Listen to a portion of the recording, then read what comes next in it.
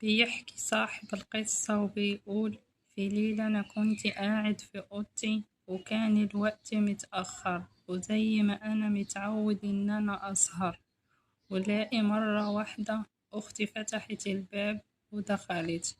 قلتلها: خير؟ قالت لي: خير. قلتلها: هو انتي لسه صاحية؟ ايه اللي مسهرك لغاية الوقت؟ قالت لي: وانت شايف ايه؟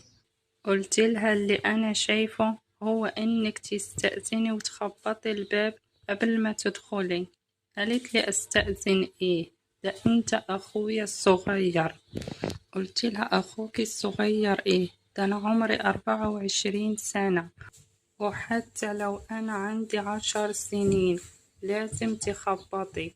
قالت لي: خلاص أنا أسفة. وقعدت جنبي وابتدت تقولي كلام كتير وتمدح فيا وتشكر.